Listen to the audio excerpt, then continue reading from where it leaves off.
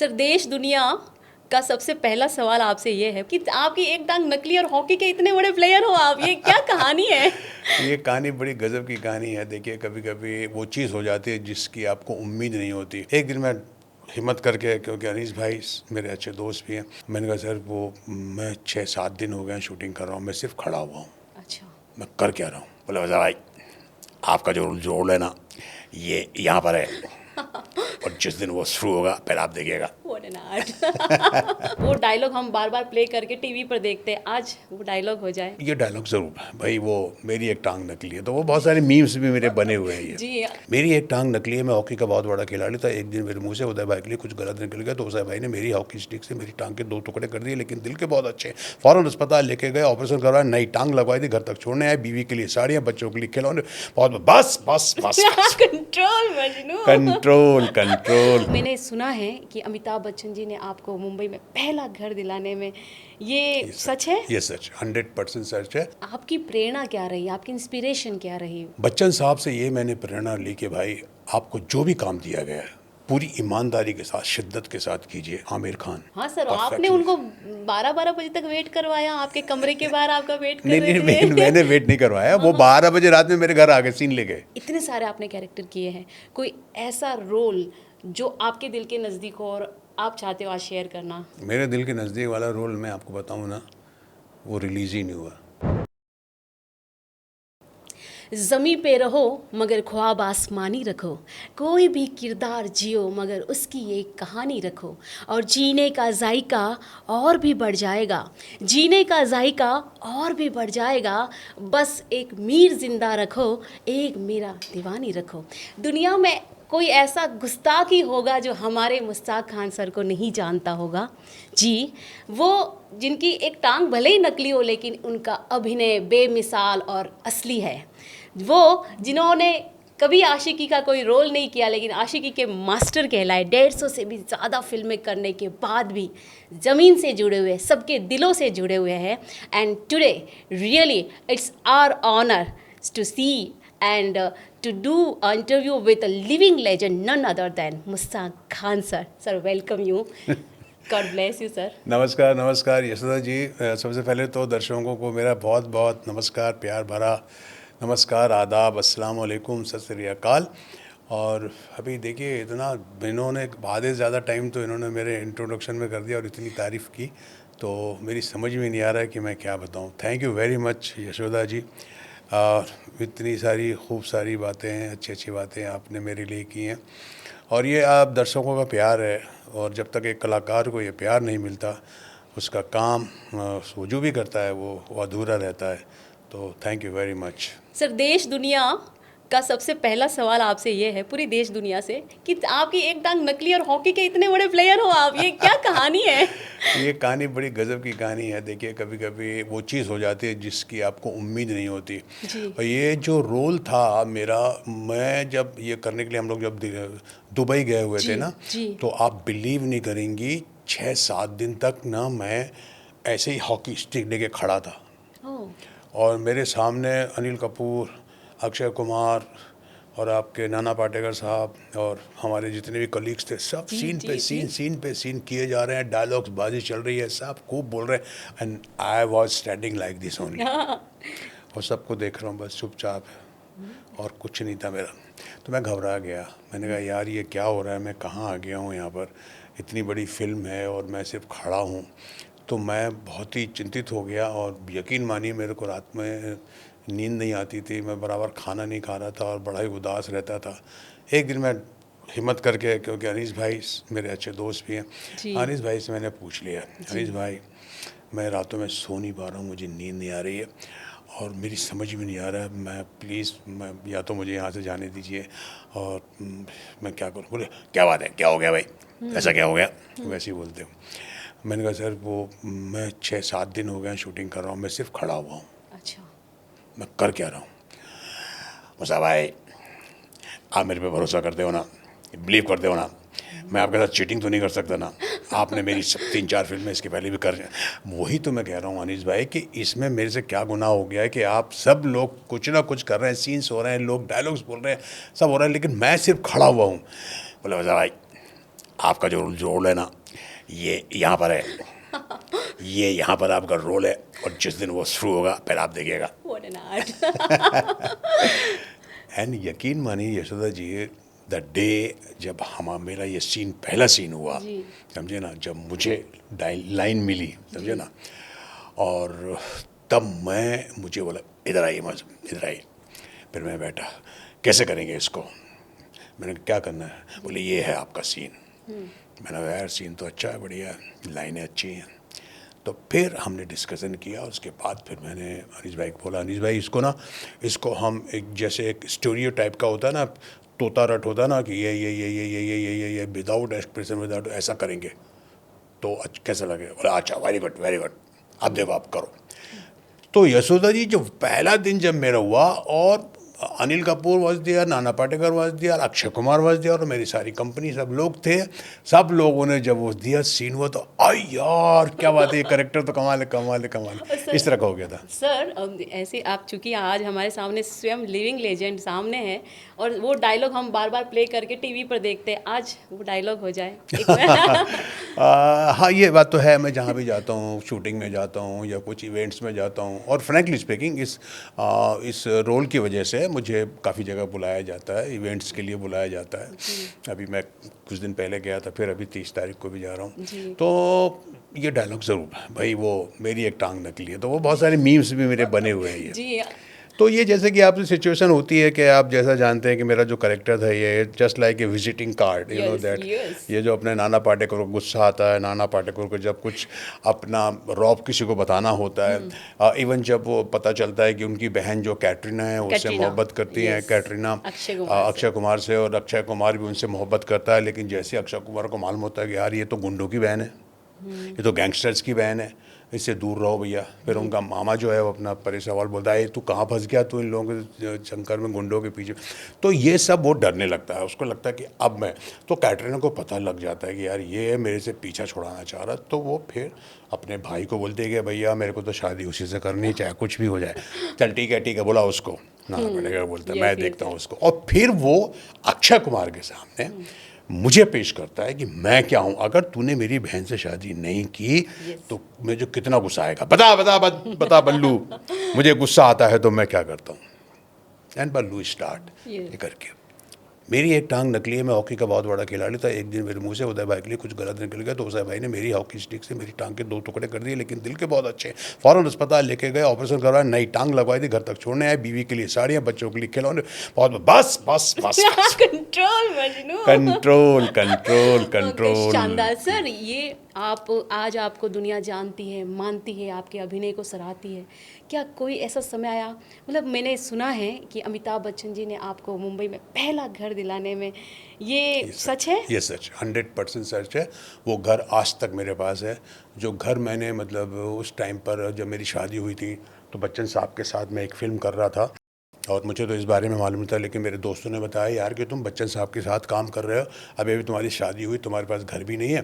तो बच्चन साहब जो हैं उस वक़्त कांग्रेस पार्टी से जीते भी थे, वो है ना, एमपी थे, और ये सब। तो एक कोटा है, होता है जो सीएम कोटा कहलाता है, जो जो मुख्यमंत्री के उसमें कंट्रोल में होता है, उसको 10% कोटा बोलते हैं। यानी कि जो भी बिल्डर बनाएगा तो उसको 10% जो है, उसको 100 में से 10 फ्लैट जो उसको सीएम को देने पड़ेंगे। फिर वो सीएम जो है वो जिसको भी है, तो उस कैटेगरी में अलॉटमेंट होता है। तो वो 10% में जो कैटेगरीज होती हैं, आर्टिस्ट भी होते हैं, कलाकार जिनके पास जो कला करते हैं, थिएटर करते हैं, उनके पास मकान नहीं होता, स्पोर्ट्स पर्सन्स होते हैं, आर्मी पर्सन्स होते हैं, उसमें अपने मीडिया पर्सन्स भी होते हैं, पत्रकार वगैरह, उनको वो सहूलियत दी जाती है कि भैया ये फ्लैट आपका। तो वो जो फ्लैट की कीमत जो होती है, जो भी होगी, उसका जो है ना, हार्डली जैसे मुझे फ्लैट मिला था वो 12, उस टाइम पे 95 में मुझे मिला था, उस वक्त फ्लैट की 15 लाख थी, जो मुझे 2.5 लाख में मिला था। हाँ, इस तरह का था। तो वो मैंने बच्चन साहब को बोला, मैंने कहा सर ऐसा ऐसा ऐसा है सर, मैं just I got married and I don't have accommodation, this can you help me out of it, and there is what is that, I said there is a CM quota. Okay, I heard it, you just give me a letter, I will give a letter, then you go to Mr. Sharad Pawar, Varsha, okay okay okay. तो बच्चन साहब ने एक ज़बरदस्त मुझे एक letter लिख करके दिया कि I know Mushtaq Khan very well, he just got married, he don't have his own accommodation, please. तो इस तरह से वो लेटर लेके मैं गया, पवार साहब ने देखते ही फट बोला वी विल डू दिस, उन्होंने साइन कर दिया। ग्रेट ग्रेट या सर, आज तो आप बहुत मोटी मोटी फीसें लेते हैं as an actor and comedian, आप वेब सीरीज़ भी कर रहे हैं। एक समय हमने ऐसा सुना है कि अक्षय कुमार के स्टाफ से भी कम आपको पेमेंट मिला, ऐसा देखिए, एक तो क्या है, देखिए जो आपने बोला मोटी मोटी फीस हम लोगों को नहीं मिलती है, फ्रैंकली स्पीकिंग। जी, मैं खासकर अपने बारे में बोलता हूँ। हम लोग क्या होता है कि जैसे मेरे जैसे बहुत से हमारे कलाकार हैं, बहुत अच्छे कलाकार हैं, नो डाउट अबाउट इट। आपकी फ़ीस बनती है आपकी फिल्मों से और आपके रोल से, सारी चीज़ें मैं मानता हूँ। लेकिन क्या होता है ना कि कहीं कहीं पर आपको एक कोई अच्छा रोल मिल जाता है, कोई बड़ा प्रोडक्शन होता है, और जहाँ पे आपका डायरेक्टर आपका फेवरेट होता है, और जी डायरेक्टर के फेवरेट भी आप जी, होते हैं, तो बिल्कुल वहाँ पर बिल्कुल। आप मना नहीं करते हैं। आप मना नहीं करते हैं, जिस तरह मैंने आपको मना नहीं किया। सीरियसली, इट्स माय या ऑनर तो सर। ना ये क्या हो जाता है ना, तो हमारे साथ कहीं कहीं ना कुछ नाइंसाफ़ी भी होती है। नाइंसाफ़ी इन द सेंस, अब जैसे फॉर एग्जांपल इस फिल्म की मैं बात कर लूँ, तो हमने जब बात होती है एग्रीमेंट की, तो ये बात देखी जाती है कि हाँ भैया क्या आप करें फिर, है ना, कॉमर्शियल का क्या करेंगे, कितना क्या होगा। तो हमने कहा सर बताइए सर क्या होगा। तो हम पूछते भैया कितना दिन होगा, कितने दिन की शूट होगी, शूट उसी होगा, पे यस, डिपेंड करता है हाँ, ना। उसी पे ये तो नहीं होना कि एक फिल्म है तो वो चलती रहेगी महीना 2 महीना 3 महीना 4 महीना, ऐसा तो नहीं होता। नंबर ऑफ डेज के हिसाब से हम लोगों का जो है ना पेमेंट बंधता है। जी दो उसके जो मोड होते हैं पेमेंट के, और उसके हिसाब से कैटेगरीज क्या होती हैं, या तो पर डे होता है या फिर लमसम कॉन्ट्रैक्ट होता है कि भाई आपको पर डे इतना पैसा मिलेगा, या आपको हमारे जो भी हो नंबर ऑफ डेज ये रहेंगे और इतना पैसा मिलेगा। जी तो जब हमने ये पूछा कमर्शियल में, जब उनकी कमर्शियल टीम आई, तो भैया ऐसा था, तो हमने डायरेक्शन डिपार्टमेंट आपको बताता है कि कितने दिन लगेंगे आर्टिस्ट के इस रोल के लिए। तो हमसे कहा गया कि साहब 20 से 25 दिन। अब 20 से 25 दिन के हिसाब से हमने कहा, जो हमने हिसाब लगाया, ये पर डे इतना, ये चल इतना पैसा हो जाएगा, 2 लाख 2.5 लाख जो भी है, राइट। Yes yes. अब वो पता चला कि 25 दिन हो गए, 30 दिन हो गए, डायरेक्टर बोला मेरे 15 दिन और चाहिए। अच्छा, तो फिर क्या करोगे आप? ऐसा होता है। बता रहा हूँ ना मैं आपको, जब आपको कहा गया कि भाई 25 दिन में आपका ये हो जाएगा, और 25 दिन के हिसाब से एग्रीमेंट बना, जी तो अब वो 25 दिन से ज़्यादा हो रहे हैं, डायरेक्टर बोल रहा है भाई 15 दिन और चाहिए। जी, तो आर्टिस्ट क्या करेगा? आर्टिस्ट यही बोलेगा ना, हेल्पलेस सर हो आपने जाता तो है ये, 25 दिन तो हाँ। हो गए, सर 30 दिन हो गए, बल्कि चलो 25 दिन बोला था, अब आप 15 दिन और बोल रहे हैं। एक तरह से मतलब आप फंस भी जाते हैं मतलब क्योंकि आपने 40 आधा रोल किया ये है हाँ, और यहाँ वो सीन हो यस चुके यस हैं। क्या होता है ना, प्रॉब्लम क्या, मैं मानता हूँ कोई बड़ी बड़ी फिल्मों में क्या होता है, हमको लगता है, और हम ऑलरेडी मान के चलते हैं कि हमको जो भी दिन नंबर ऑफ डेज दिए जा रहे हैं उससे बढ़ेंगे, कम नहीं होंगे। तो हम अपनी तरफ से, आप 25 दिन बोल रहे हैं, हम 30 दिन मान रहे हैं उसको, 5 दिन बढ़ा रहे हैं।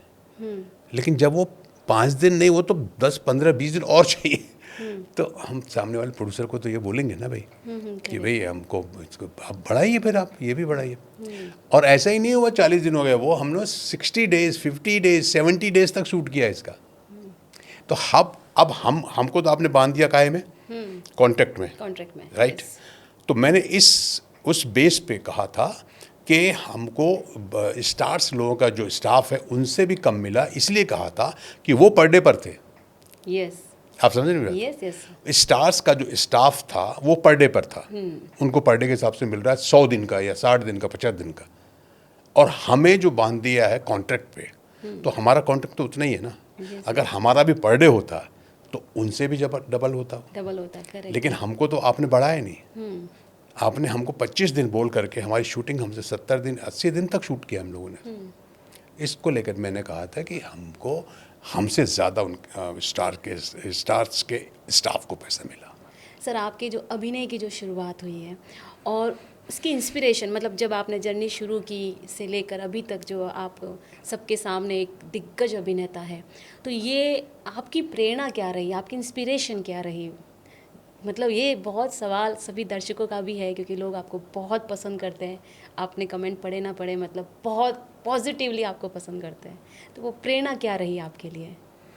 देखिए, प्रेरणा तो अब जैसे कि मेरी लाइफ में मैं समझता हूँ कि सारे आर्टिस्टों के साथ ऑलमोस्ट मैंने काम कर लिया है, जितने भी यस, दिग्गज लोग हैं यस। उसमें। और ये जितने भी लोग हैं ना, दिग्गज लोग, ये सब बहुत महान लोग हैं। और मैं ये मानता हूँ कि इनसे प्रेरणा लेना बहुत बड़ी बात है। बच्चन साहब से ये मैंने प्रेरणा ली कि भाई, आपको जो भी काम दिया गया है पूरी ईमानदारी के साथ, शिद्दत के साथ कीजिए, जी, और नियम में रह करके, जी। You know.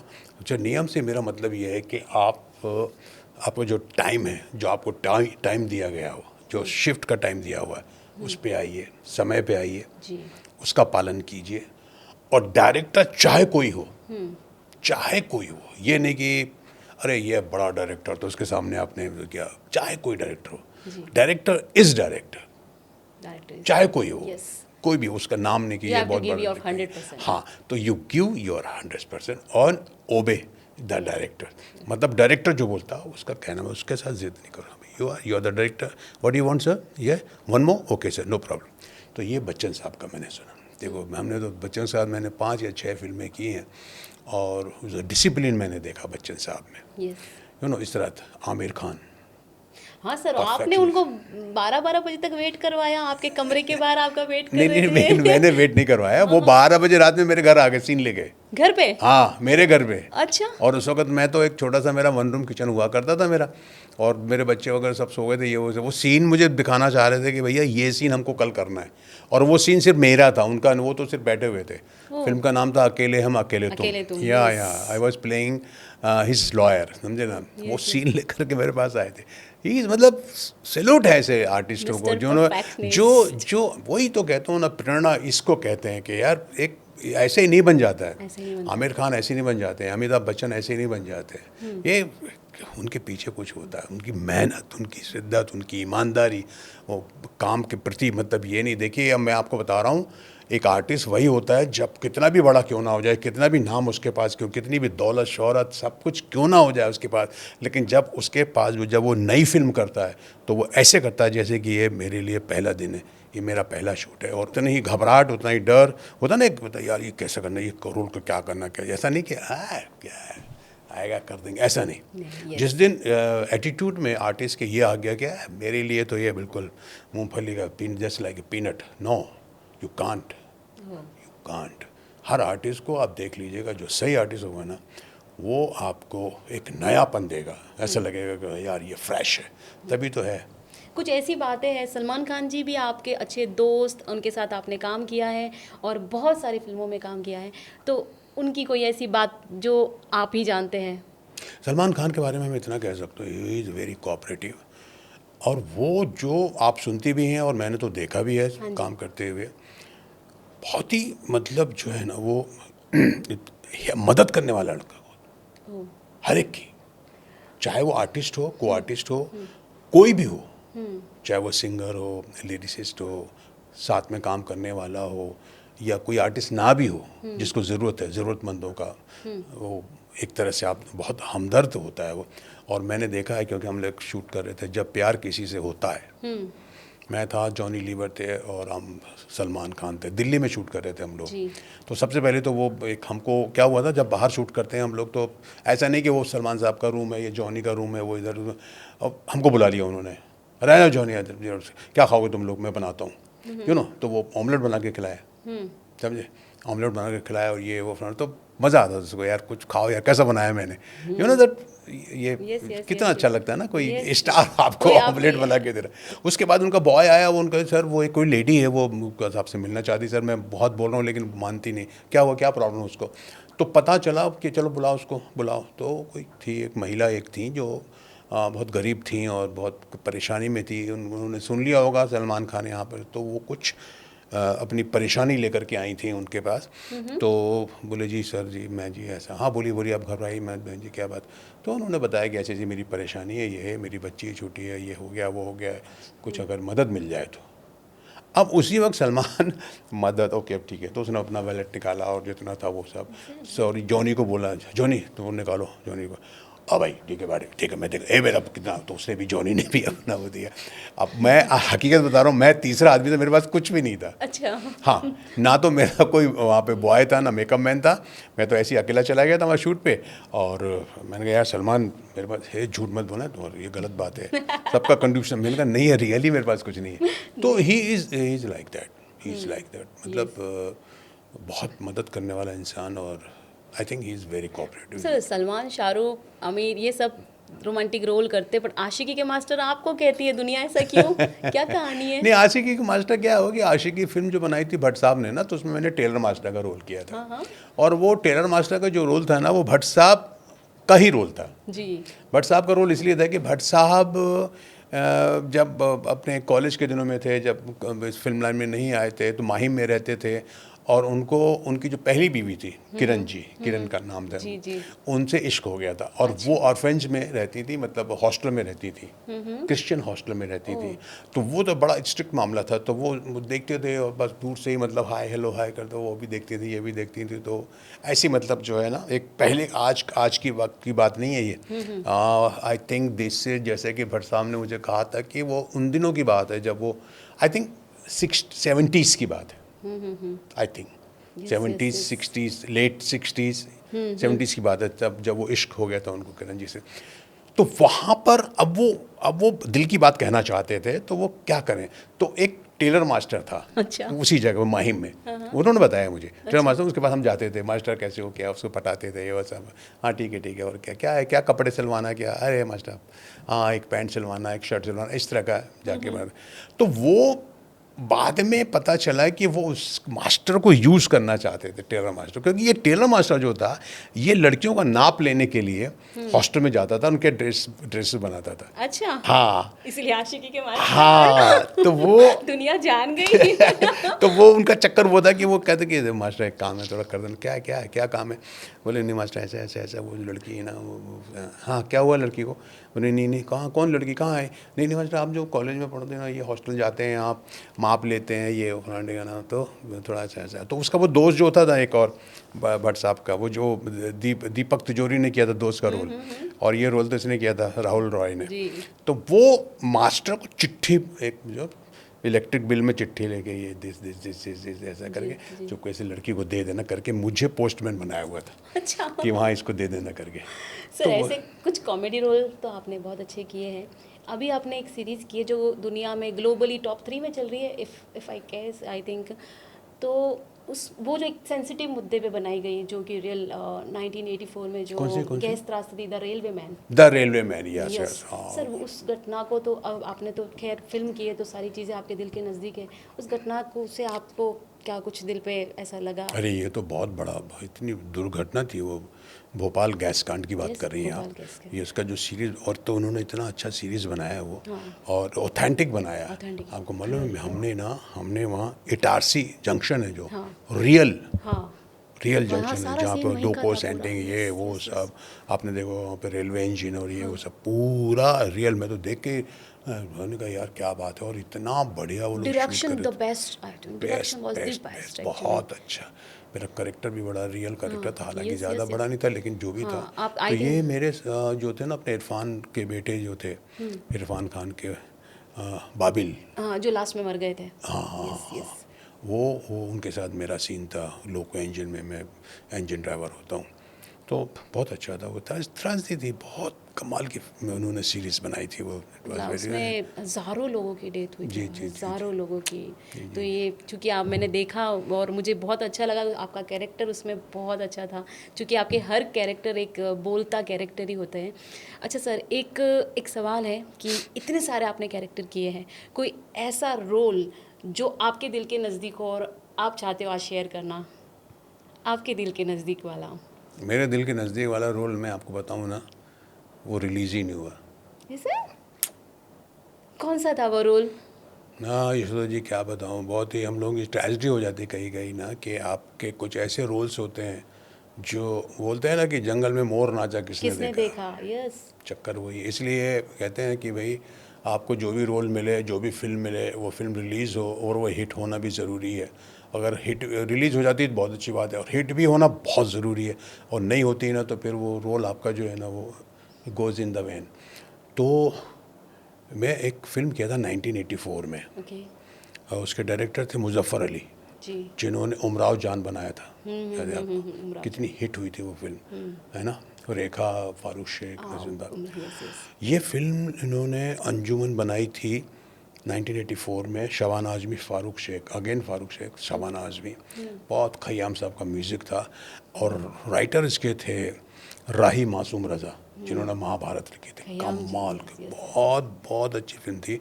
उस फिल्म में मेरा जो था ना, फर्स्ट हाफ मेरा जो था कॉमेडी का था, एंड सेकंड हाफ जो था विलेन का रोल था। अच्छा। फर्स्ट हाफ में मैं पूरे फर्स्ट हाफ में आई वॉज आफ्टर शबाना, मुझे यहाँ वहाँ के शेर सुनाना और उसके बाद इश्क हो जाता है। And that time I played a role of 50 years nawab. अच्छा।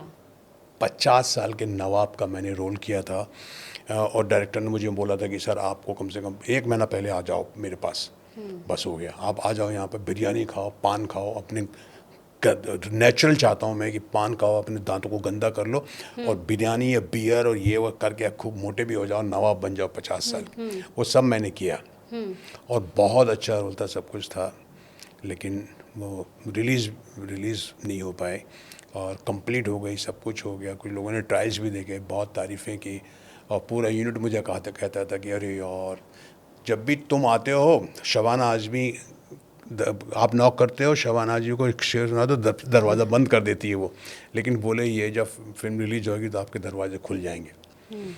मैं भाई बहुत आशान्वित था, बहुत होप लगाए हुए था फिल्म से, लेकिन पता नहीं क्या किस्मत को मंजूर था। वो डायरेक्टर और प्रोड्यूसर शोभा डॉक्टर करके थी एक, मुज़फ़्फ़र अली, इन दोनों में बहुत कुछ नाइत्तेफाकी हो गई, और बहुत ही उनका गुस्सा आपस में एक हुआ, तो झगड़ा हो गया, और फिल्म रिलीज नहीं हुई।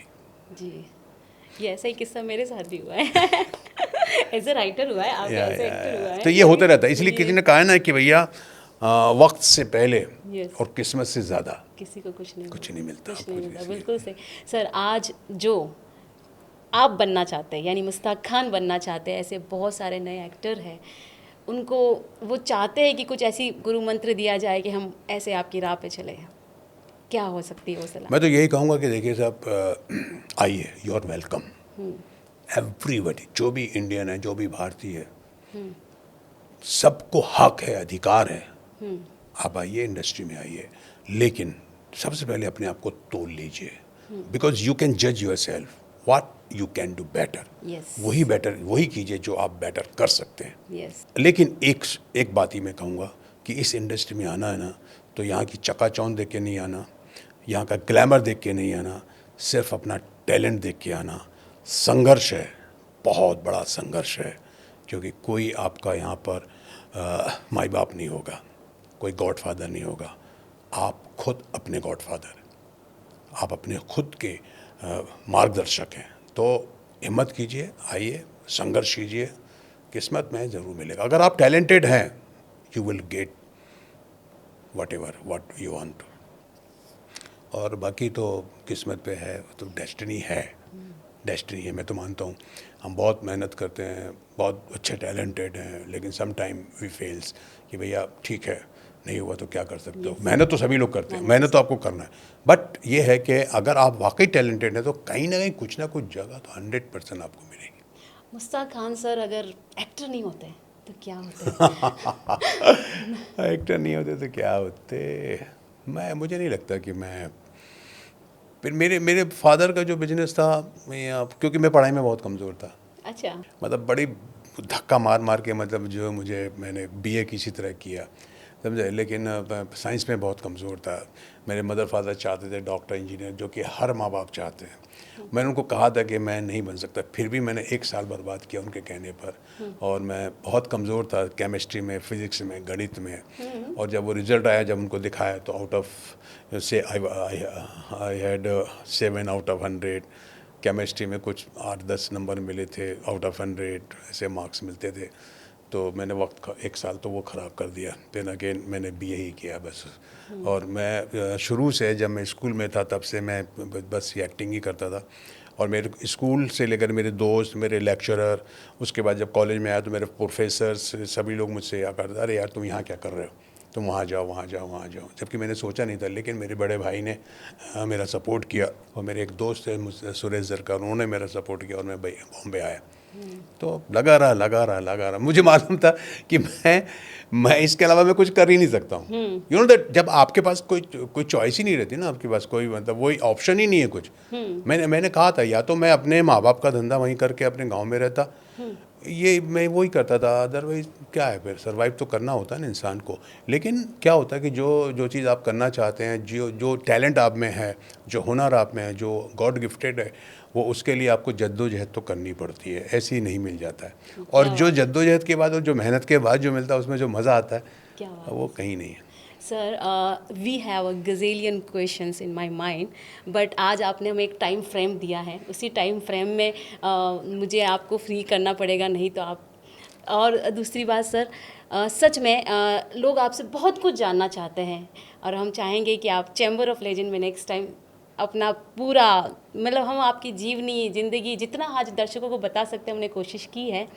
तो sir, thank you so very much for being with us. Thank you very much Yashoda ji, बहुत बहुत शुक्रिया चेंबर ऑफ लेजेंड्स में मुझे इनवाइट करने के लिए, दावत देने के लिए।